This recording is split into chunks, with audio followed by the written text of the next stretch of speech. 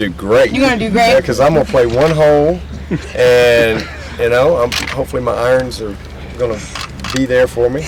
And I might actually play 2 holes. I might, depending on how many golfers. I usually play one, and then I hustle over to that little easy one, short par. But the more of the question is how some of these guys gonna do, and ladies, how are they gonna do? Because this is a motley crew. Yeah. We got a little bit of everything. And the big question is Phil Pott going to hit his 4-wood on the par 3 from 105? That is the question of the day. Anybody want to ask anything? Coach, just when you hit the reset button coming off of a national championship, what's that feeling like? And is it literally just start back at the bottom, or do you bring with you a lot of knowledge and a lot of wisdom as to what it takes to do the ultimate goal? Oh no, we bring a lot with us for sure. I mean, it's an ongoing process when you build a program. Every year kind of bleeds into the next one, good or bad. You carry certain things with you, but it's always starting over. And for us, this is I know media day, but I mean, we've been grinding since February, so we started over back then. I was on a radio. I got cut off on the radio show earlier, but I was making the point that when we're in mat drills in February, and you got Christian Wilkins, for example. Not that he did, but just it's a good example. He pulls up short on a line in a mat drill at 5:30 in the morning. Nobody was over there going, "Oh, it's okay, Christian. You were All-American last year, or we won the national championship." No. This is a bunch of competitive people, and so we moved on, back in February, turned the page, and had a good spring. We're in the process right now of figuring out who we're going to be, and that's ongoing. We break our year down into a journey, and we have the get ready phase, the transformation phase. We're almost finished with our transformation phase, and then August 1 we start what we call prime time. And you don't just skip ahead to prime time. It all builds, and the team's identity, the personality of the team, the leadership of the team, the chemistry, the depth, new roles, all that stuff is still kind of coming together. And I don't think you really ever complete that until you really get to that next phase and you start playing and you get some games under your belt. And I think as throughout the course of the season is when you really see the identity of who you're going to be. And so that's the fun part. Dabo, what's been the most enjoyable aspect of being a national championship coach in this offseason? The most enjoyable aspect, honestly, just the being able to share in that joy with so many people. Just the Clemson folks that I meet and greet and come across all over the place. I mean, literally all over the place, and listen to their stories and seeing their videos from their phone and just what was going on or what they were doing at their home. Because everybody has a story of that moment, and that's probably the best part. Because it's kind of neat to be able to share such a joyous moment with so many people, and so that's pretty cool.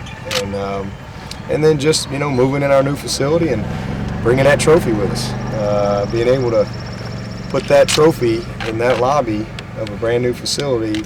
Because all year long we talked about, we sat there and we watched that facility get built, and I would always say, well, we're building something special in this field too, and we've got to finish, they've got to finish, and January 9th into January 10th, we got it done, and we came back and moved into the building not long after, and to be able to put that trophy in there as a reminder, a daily reminder. Not that that's what it's about, because it's never been a goal. It's not anywhere in our building that win the national championship. It's nowhere in our building. Never has been, never will be. But it is a daily reminder of what can happen when we're committed to the goals and our Clemson commandments and just our formula for excellence that we have there in place. Coach Scott was telling us just now that shortly after the national championship game, you went to watch T. Higgins playing a basketball game. Half the gym gave you a standing ovation and asked for selfies. Do you get the sense that Clemson fans are being born all over the place because of what you've done?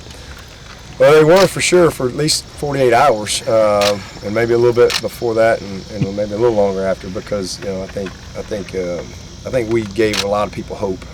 I think that's something that came from that game. That as I told our guys, greatness isn't just for Alabama.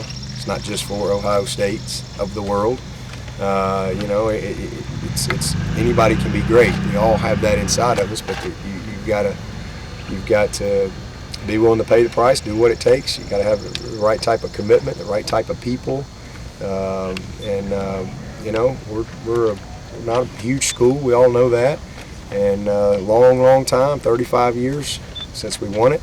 But that team in '81, they showed that you could do it, and I think that belief was kind of dying out there a little bit. And for Clemson to be able to rise up and get it done against the best of the best in Alabama, I think was fun for a lot of people, and I think created a lot of hope with a lot of other programs out there. So it was pretty cool year, really, overall in all the sports. Coastal Carolina won the World Series, going into that year, and of course, we win the football. The Cubs, win baseball. The Cavs have won basketball, and so, it was kind of the year of breaking some droughts for a lot of teams, and exciting to be a part of. But I think a lot of people out there that weren't necessarily Clemson fans were pulling for us, and we definitely were an underdog. Probably not supposed to be there, but none of us coaches or players, we didn't know that. Yeah, but this is the first time we've done this golf thing where it comes after the ACC kickoff. Yep. So you actually now have an idea of where everybody kind of sit and kind of sees where this team is going to, predicted to finish. I know you haven't been big in preseason polls, but do you still kind of use that as motivation for this new group going, hey, you know what? There's those people out there that still kind of doubt what this team can do coming off a national championship. No, I don't. I mean, we just had a meeting yesterday with our team. That's one of the things I told them is all this preseason stuff, guys.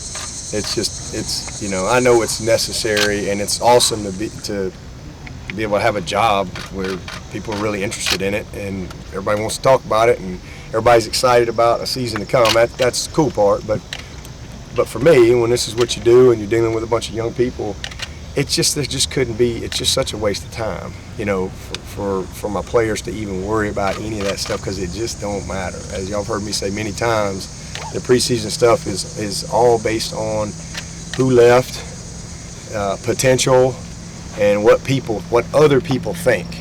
And none of that really matters. What matters is what we think and how we prepare and how we develop and what we've done since January. That's really what it matters. And not many people really know, what has happened or what has taken place, or really know our roster or know the mentality, the psyche of our team. And so, it's easy to get distracted by that stuff. And again, it's fun to hear all the opinions and all that. And I think that's a cool part about it. But it's really so irrelevant for us.